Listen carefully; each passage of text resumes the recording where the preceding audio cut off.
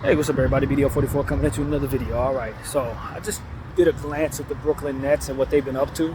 They lost to the Portland Trail Blazers twice in 1 week. If we lose to this team, we should probably just forfeit our season, man.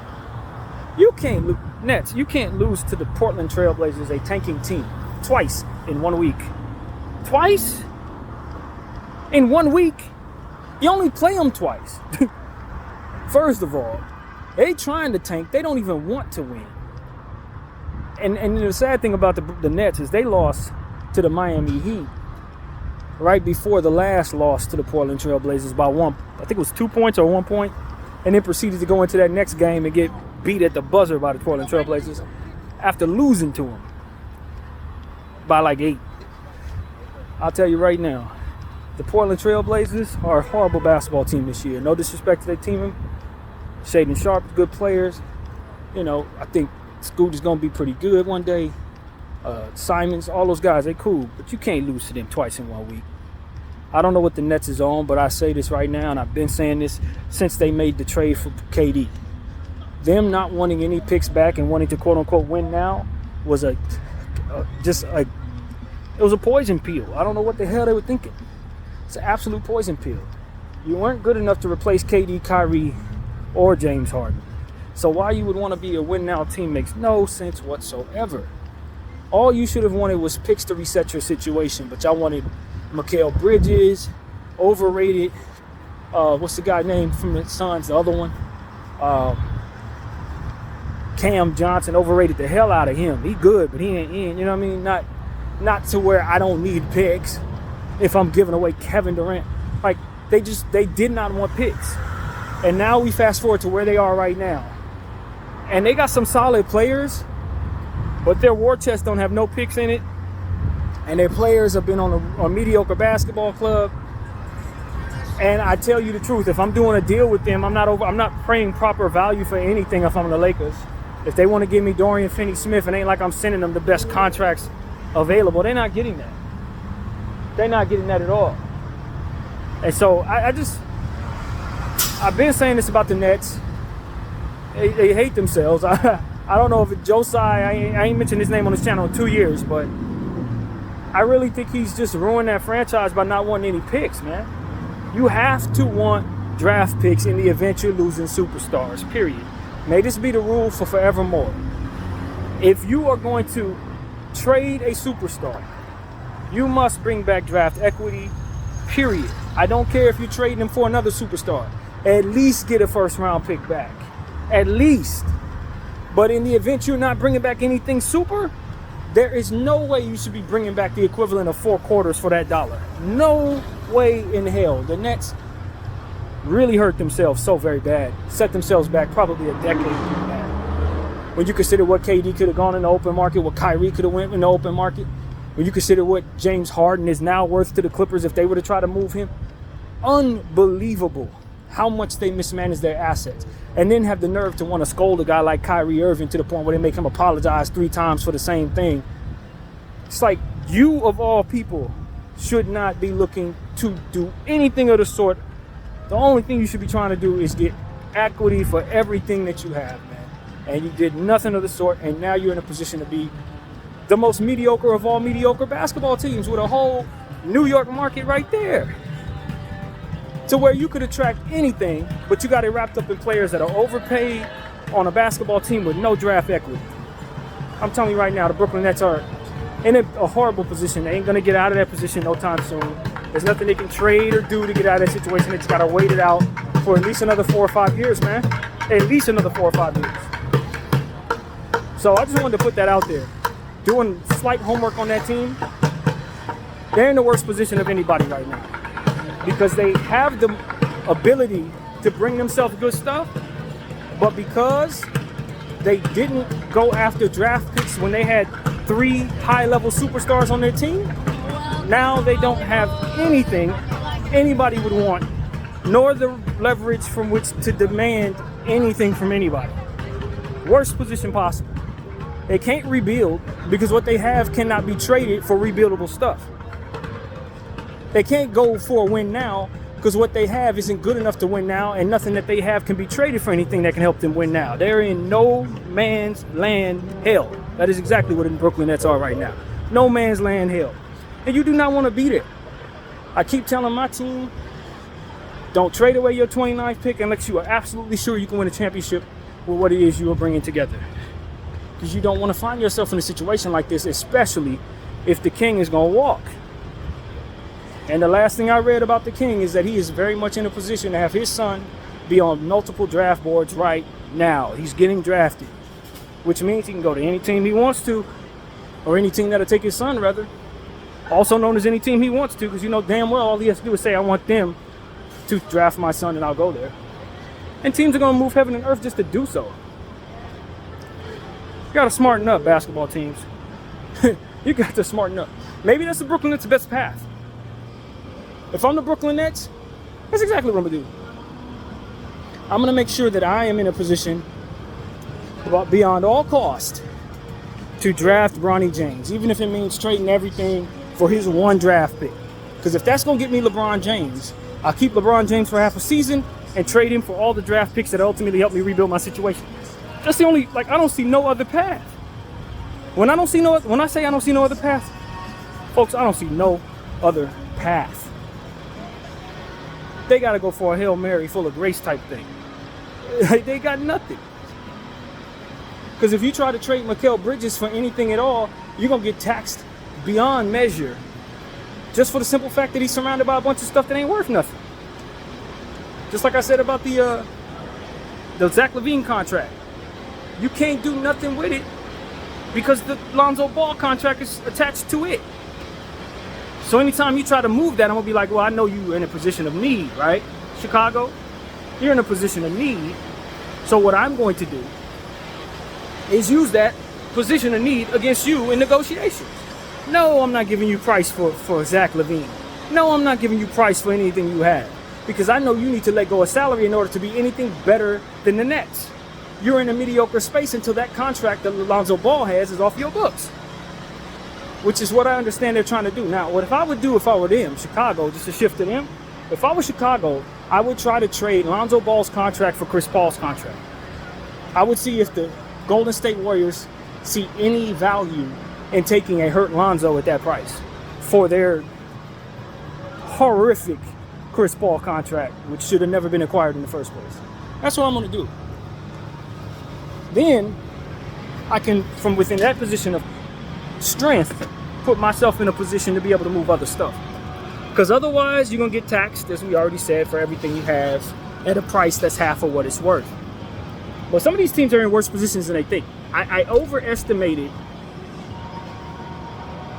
or maybe even the opposite, underestimated the Minnesota Timberwolves' ability to, first of all, keep Anthony Edwards in a position to feel like he can contend based on what it is they did with Gobert. Gobert, what I didn't understand about Gobert when that trade was made is that he was as good a bet to stay healthy as anybody, which is what the Nets have in Mikal Bridges. Iron men, guys that are not going to get hurt very much. That is what has kept them afloat. The fact that Rudy Gobert has been healthy, that has put some time on a guy like Karl Anthony Towns, making it so that he don't have to bang around. He can shoot threes and park it outside of the paint, keeping him from having to expose his, lack of physicality and stuff like that. They were able to move certain pieces to get better. They were able to strike it hot in the draft with Miller, and some of their role players have developed pretty well. A guy like I can't remember his name at the moment. Their point guard turned back the clock. The one that used to play for the Memphis Grizzlies and the Utah Jazz. He's playing well right now, so his value's up. He's helping the team with what it is he does naturally. So it's a lot of stuff that worked for the Minnesota Timberwolves that put them in a position to where even though they mortgaged heaven and earth, everything slipped properly into place for them to be good enough to say they're the top team in the Western Conference for a time, if nothing else. And if they want to go trade Rudy Gobert right now, which I don't think they would, but they could probably get maybe a third of what they traded him for, which nobody foresaw. Or even maybe half if you find the right patsy, because Rudy's been playing very well. So it's like they they're in a much better position than I ever would have thought, because everything that was teetering just happened to slip correctly. But that's not what the Nets situation is. That's not what Chicago's situation is. And to a point, that's not what Golden State's situation is. I tell you right now, Golden State Warriors are as bad as I told you they were going to be. I told everybody they were going to be bad. I told everyone they're not good. Why? Because the requisite amount of pieces that should have been made up in Chris Paul's contract are wrapped up in Chris Paul's contract. That should otherwise be 3 other guys, 3 other semi-rotational pieces or draft equity. Draft equity wrapped up in that type of value. Not some overinflated contract to a player that's old as hell and always hurt. No, absolutely not. Maybe he made sense basketball-wise because he can make certain plays and do certain things, but that is entirely overrated when it comes to what the price tag is, which is why I want the Lakers to stay away from the Zach LaVine contract, because it's the same idea. Yeah, you can slip him in basketball-wise, of course. Chris Paul can fit in next to anybody. He's Chris Paul. But how many games are you getting out of Chris Paul versus that contract, and how many players are you not going to have in rotation because that contract is making up so much of who those players would otherwise be? Zach LaVine at $42 million, yeah, he fits in with LeBron James and Anthony Davis, but you're going to have a bunch of Taurean Princes and Troy Browns playing with him next year because of it, because the rest of the damn team is not going to be wrapped up in players that are otherwise getting mid-level or more contracts, not mid-level, but like, middle of the road average NBA contracts won't be on your roster because it'll be warped up into one contract with some player that you just got in a random year to fit.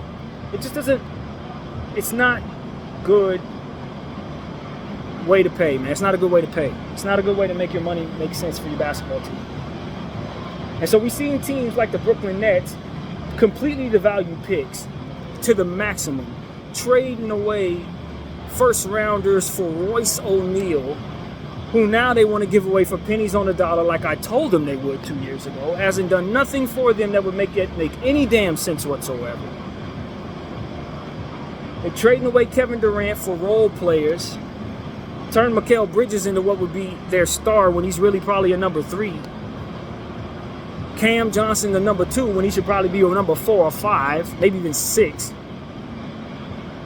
You got Spencer Dinwiddie trying to be like a number 3. You got Ben Simmons on a hurt back, also being an anchor to contract, just like Lonzo is in Chicago. This is a bunch of bad in Brooklyn, and they're doing a lot worse than what that record shows. In reality, they're one of the worst teams in basketball because of all of this. Because what they can do for themselves is probably try to trade Mikal Bridges as an inflated price, which is something they should probably do right now, to get back all the picks they can possibly get for him so that they can actually have some draft equity from which to divvy out to make the players and contracts make sense. I'm trying to move Mikal Bridges and possibly unload Ben Simmons in the same deal and then get back draft picks. That will help me reset my situation if I'm the Brooklyn Nets. Otherwise, you just got to sit here and wait all this out and just hover around 35 wins a game for the next for the next 2, 3 years, 4 years, and hope you strike it rich in the draft somehow, even though you literally don't have any picks. Maybe a couple of these players like Sharp, or maybe you could try to trade something for Cam Thomas. They're in a worse position anyone is in, because at the end of the day, their pieces aren't worth anything. And they're stuck in a space where they can't reset their situation without selling everything they have for like a fraction of what it's worth. So that's what I'm here to tell y'all, man. The fact that they lost to the Blazers twice in 1 week is not a surprise to me when they call themselves a win-now team, having traded away Kevin Durant, Kyrie Irving, and James Harden, who are all worth more now to where they are and to who they belong to than they did when they were being traded for. It's just a nightmare, man. It's an absolute nightmare. It's a misguided nightmare. And if I'm a Brooklyn Nets fan, I want changes. Big changes. Whoever was okaying any of this crap needs to be out of there, man. Because this is what came of your win now timeline. This is what came of your demand to not take back draft equity, as if you can't reflip that draft equity for twice the price without even drafting it. It's currency. I keep telling people, draft picks are currency. It's not a sign that you need to bring in young players that you have to develop. You can trade them before they ever manifest into anything like that. All you have to do is trade them to somebody who otherwise wants first rounders, and you can find that anywhere. Everybody wants first rounders because there's always a team like the Nets who needs them. And they'll be willing to give away something that might be of value to receive them. You don't have to hold on to those picks for longer than 5 minutes. And this guy's talking about, no, keep these picks away from me like the plague. He's trying to avoid picks at all costs, mortgaging his own and then proceeding to bring back players that he can't retrade for any value. So I'm telling y'all, man, the Brooklyn Nets are in a much worse situation than most teams. Even though their record is a little better than this team or that team, they have no path of getting better for at least another 4 years, man. At least another 4 years. And with Brooklyn being what they have, that market, that's unacceptable. That's absolutely unacceptable. It's like doing the Clippers all over again. That's what they are. They are on the path to be the Clippers of the 80s and 90s. That's the path they're on. Destined to have to overpay for a guy like Mikal Bridges to keep him around. And in the event they do so, you know what happens then? Then nobody wants that contract. Why? Because you didn't play it up to the value for which it would make any sense, and you overpaid it to keep him there when he's not supposed to be at that level or that position of your pecking order in regards to the stars on your team. It's horrible management of basketball money, man. It's a horrible management of basketball assets, I'm telling you. And so for everybody who is a Brooklyn Nets fan and you follow me, like I said, I ain't talked about your team in over 2 years. But this is the week. My team's playing you guys tomorrow. I can't think of a team off the top of my head in a worse situation than you. None of them. Golden State, no, because at the end of the day, they have Steph Curry. If all else fails, they trade Steph Curry for 1 million unprotected picks. You know what I mean? Or you think of a team like Detroit?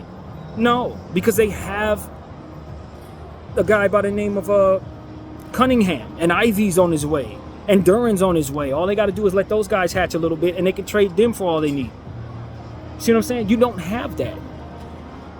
You got a number 3 who you masquerading as a number 1, etc., etc., etc. And Cam Thomas, who we all know can get 30 points, but we also know he's probably only going to get 30 points. That's probably the only thing he's going to do. It's a freaking nightmare, man. It's a freaking nightmare.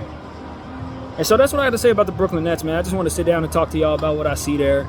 A team that refused to reset their situation, who just must trade superstars for role players, are now in a position to lose to a tanking team twice in 1 week. Video 44. I thank y'all for watching. I'm out.